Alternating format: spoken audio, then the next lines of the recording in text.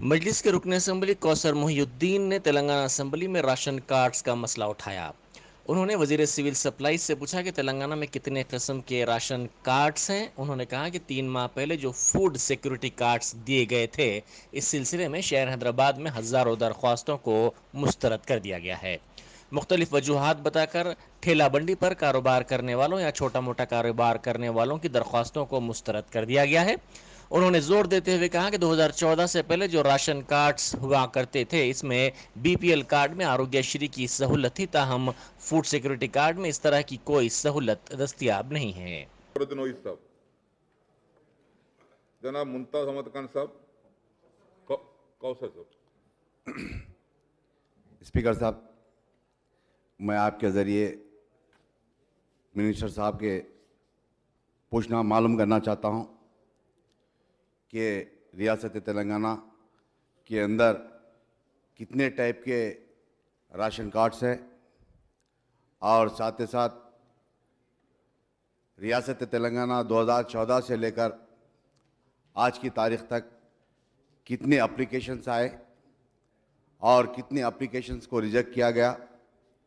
और मैं आपके ज़रिए मिनिस्टर साहब से ये पूछना चाहता हूँ, जो रिजेक्ट किए गए उसकी वजह क्या है। मैं आपके ज़रिए ये बताना चाहता हूँ कि हालिया में तीन महीने पहले जो फूड सिक्योरिटी कार्ड को दिया गया था, उसके अंदर हैदराबाद के अंदर हज़ारों एप्लीकेशन को रिजेक्ट किया गया।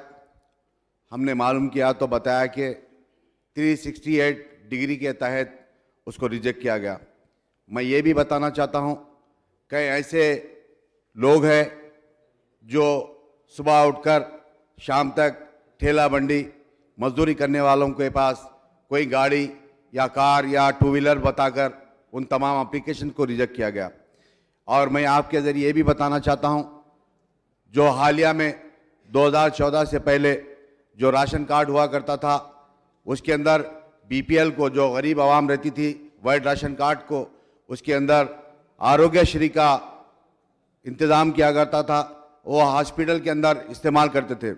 मगर आज 2014 से लेकर जो आज की तारीख में जो फूड सिक्योरिटी कार्ड को दिया गया, वो कोई फूड सिक्योरिटी कार्ड को ले जाकर कोई गरीब आवाम हॉस्पिटल के अंदर इलाज कराना चाहती है, मगर उस फूड सिक्योरिटी कार्ड को कोई वहाँ पर बताने वाला नहीं और एक्सेप्ट करने वाला भी नहीं। मैं आपके ज़रिए मिनिस्टर साहब से ये भी पूछना चाहता हूँ कि शहर हैदराबाद के अंदर कितने राशन शॉप्स है और कितने वैकेंट है, आपके ज़रिए ये भी मालूम करना चाहता हूँ। और मैं आपके ज़रिए मिनिस्टर साहब से ये भी पूछना चाहता हूँ, 2014 से लेकर आज की तारीख तक कितने कार्ड दिए गए और कितने देने वाले हैं। मैं आपके ज़रिए ये भी बताना चाहता हूँ मिनिस्टर साहब को कि आने वाले कई हज़ारों एप्लीकेशंस है राशन कार्ड के लिए दाखिल किए, उन तमाम को राशन कार्ड देने की ज़रूरत है। मैं आपके ज़रिए मिनिस्टर साहब से ये भी बताना चाहता हूँ कि राशन कार्ड के एप्लीकेशंस को फिर दोबारा स्टार्ट करने की ज़रूरत है।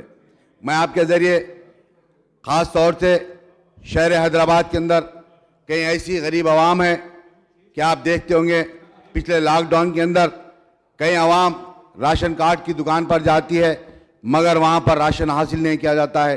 और एक दुकान के ऊपर कितने कार्ड्स है, उन तमाम तफसील बताने की ज़रूरत है। मैं आपके ज़रिए हुकूमत को पूछना चाहता हूँ।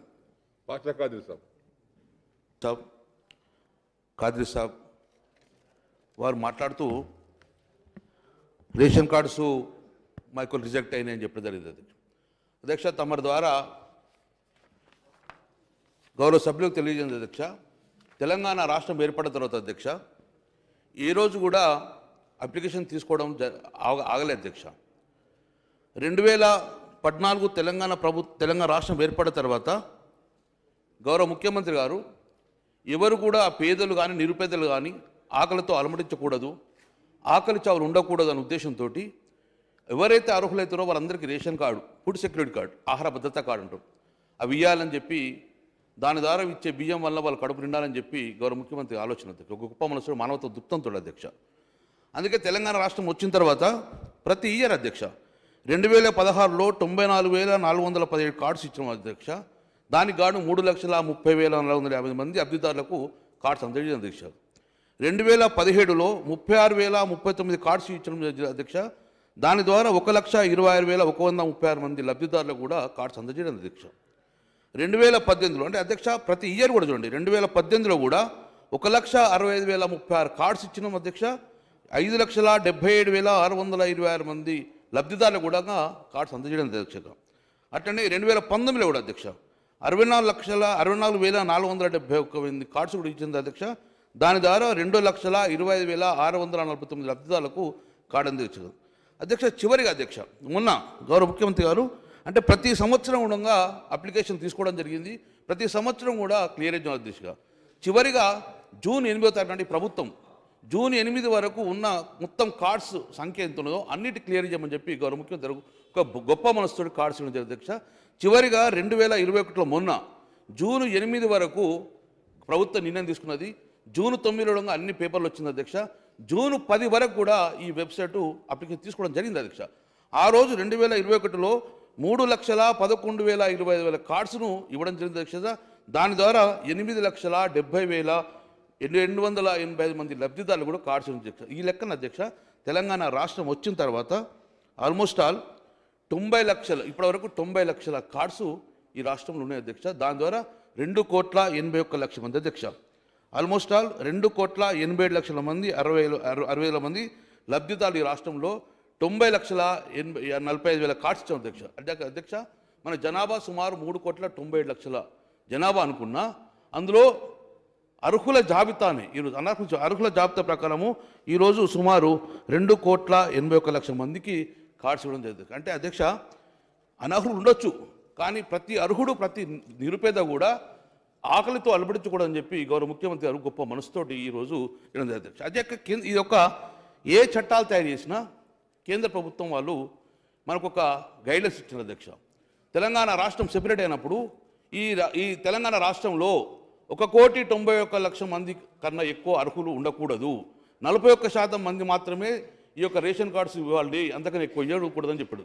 దాని ద్వారా 1,91,00,000 మంది మాత్రమే కేంద్ర ప్రభుత్వం నిర్ణయం వల్ల అర్హులు ఉన్నారు. కానీ గౌరవ ముఖ్యమంత్రి గారు అంతకన్నా ఎక్కువ నిరుపేదలు ఉన్నారు కాబట్టి రాష్ట్ర ప్రభుత్వమే భరించాలని చెప్పి మిగతా 35 లక్షల కార్డ్స్ ఇవ్వడం వలన సుమారు 1 కోటి ప్రజలకు కూడా నిరుపేదలకు కూడా లబ్ధి పొందే అధ్యక్ష.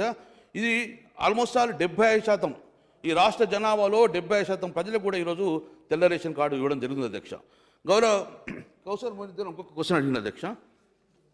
కొంతమంది తీసేయడం జరిగింది అధ్యక్ష. ఏ ప్రతిపాదికన మీరు తీసేశారు అడిగే అధ్యక్ష. అధ్యక్ష ఇది ప్రతి అప్లికెంటు మీ సేవ ద్వారా అప్లై చేసుకుంటారు అధ్యక్ష. దాని తర్వాత మీ సేవ తర్వాత రెవెన్యూ ఇన్స్పెక్టర్ చెక్ చేసుకొని ఎంఆర్ఓ ద్వారా డిఎస్ఓ లాగిన్కి వస్తుంది అధ్యక్ష. దాని తర్వాత నిజమైన ప్రతి ఒక్క అధ్యక్ష అందరూ అప్లికేషన్ చేసుకుంటే అందరికీ ఏ ప్రభుత్వం కానీ రేషన్ కార్డు ఇవ్వదు అధ్యక్ష, అర్హులకు మాత్రమే ఇస్తుంది, అనర్హులను తీసేస్తాం అధ్యక్ష. అనర్హులను ఎలా వేరు వేస్తామంటే ఇది కేంద్ర ప్రభుత్వం యొక్క గైడ్లైన్స్ అధ్యక్ష. ఏ రకంగా ఇవ్వాలి, భూమి ఎక్కువగా ఉండడం వల్ల కానీ బోగస్ కార్డు ఆల్రెడీ ఉంటే కూడా కార్డు ఉన్న వాళ్ళకు కూడా మళ్ళీ కార్డు అప్లికేషన్ ఇవ్వలేము అధ్యక్ష. డూప్లికేట్ ఆధార్ నెంబర్ ఉంటుంది అధ్యక్ష. ప్రభుత్వ ఉద్యోగికి ఇవ్వలేము అధ్యక్ష. ప్రభుత్వ పెన్షన్దారులకు ఇవ్వలేము అధ్యక్ష. ఒకవేళ సంపాదన ఎక్కువ ఉన్నా ఇవ్వలేము అధ్యక్ష. ఇట్లా కారు ఉన్నా ఇవన్నీ గైడ్లైన్స్లలో ఏ ఒక్కటి ఉన్నా కూడా ఆటోమేటిక్గా ఎన్ఐసి ద్వారా మనము ఈ 360 డిగ్రీ రన్ చేసిన తర్వాత ఇందులో ఏ ఒక్కటి కూడా కారు ఉన్నా కూడా ఆటోమేటిక్గా రిజెక్ట్ అవుతుంది అధ్యక్ష. ఈ ప్రభుత్వము కావాల్సుకుని ఎవరు రేషన్ కార్డు డిలీట్ చేయదు అధ్యక్ష. కానీ ఏదైతే కేంద్ర ప్రభుత్వ గైడ్లైన్స్ కానీ 4 వీలర్స్ కానీ ఎవరన్నా రిచ్ ఉన్న పర్సన్ మొత్తం డెఫినెట్గా ఆటోమేటిక్గా కార్డు ఎగిరిపోతుంది అధ్యక్ష. ఎందుకంటే నిరుపేదకు పొందాలి అధ్యక్ష, అర్హులైన వారికి పొందాలి, అనర్హులకు